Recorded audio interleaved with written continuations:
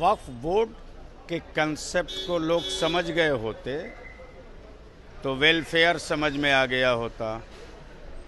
वक्फ board की जो संपत्तियां हैं वो अगर यदि केंद्र सरकार वापस कर दे, राज्य सरकारें उसे वापस कर दें और उसका सर्वे करा करके अल्पसंख्यक कल्याण के हवाले कर दे, तो एजुकेशनली जो बैकवर्डनेस है मुस्लिम माइनॉरिटीज़ में, उसके ख़त्म करने के लिए हुकूमत के अनुदान की कोई आवश्यकता और ज़रूरत नहीं पड़ती।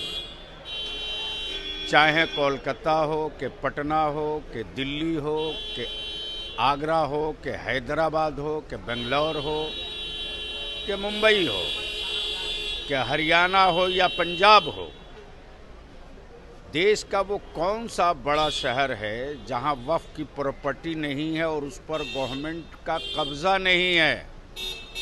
उसको वापस कर दीजिए, इसका बिल ले आइए, तो ये देश हित में भी होगा, जनहित में भी होगा और देश के खजाने पर जो एक चवन्नी देना नहीं और सिक्का का हंगामा कि हमने मुस्लिम अक़लियतों को ये दे दिया वो दे दिया, इसकी भी ज़रूरत नहीं पड़ेगी। अब ऐसा है, पॉलिटिकली और गठबंधन से ऊपर उठ करके मैं सीधी सीधी बात कर रहा हूँ। चूँकि वक्फ की जायदाद और प्रॉपर्टी से हमारा भी कोई रिश्ता है। वक्फ तो किया जाता है कि गवर्नमेंट की निगरानी में उसका सही इस्तेमाल हो। अब इस वक्त अंजुमन इस्लामिया हॉल वक्फ की प्रॉपर्टी है। माननीय मुख्यमंत्री ने उस पर एक बड़ी धनराशि खर्च की। इस वक्त वो पूरे देश में मॉडल बना हुआ है, तो उससे शैक्षणिक, आर्थिक, सामाजिक कार्यों के लिए कितना बड़ा योगदान होगा, इसकी भी पहले समीक्षा कर लेनी चाहिए। केंद्र सरकार की तरफ से कहा जा रहा है कि वक्फ के पास एक बहुत बड़ी प्रॉपर्टी का हिस्सा है और दूसरी तरफ मुस्लिम पर्सनल लॉ बोर्ड कर रहा है कि ये चेंज हम लोग तो मान ही नहीं सकते।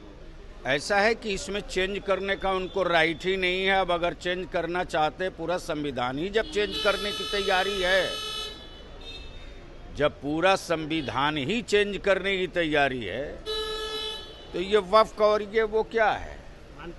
मैं यहाँ एक बात और पूछूं, क्या जितने हमारे मठ हैं, आंगनबाड़ी है, मठ और आंगनबाड़ी में भी ये संशोधन लाएंगे?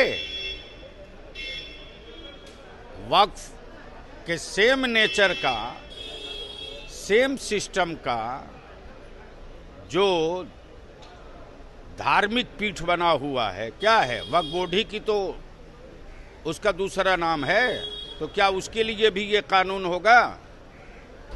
तो बुलावें पूरे देश भर के हमारे मठाधीशों को, बुलावें बड़े बड़े मठ और बड़े बड़े मंदिरों के माननीय महंत लोगों को। अगर एक वन कंट्री वन नेशन, तो उसमें क्लियर करें कि जो वक्फ बोर्ड में हो रहा है वही मठ और मठ की ज़मीनों पर भी होगा। नीतीश कुमार को चुप्पी तोड़नी चाहिए, नीतीश कुमार को स्टैंड क्लियर करना चाहिए। अब उनके सामने सब कुछ है, एक एक चीज है, उस पर हमें मशवरा देने की जरूरत नहीं। पैनोरमा ग्रुप, जो सोचता है वो करता है। ये लो, मुंह मीठा करो। आज मैंने अपना जॉब छोड़ दिया, अब हम पूर्णिया वापस जाएंगे। जॉब छोड़ दिया है? मतलब ये घर कैसे चलेगा? हम करेंगे क्या? और माँ बाबूजी क्या बोलेंगे? इसलिए मैं एक और मिठाई का डब्बा लाया। अपने बिजनेस के लिए लोन अप्रूव हो गया।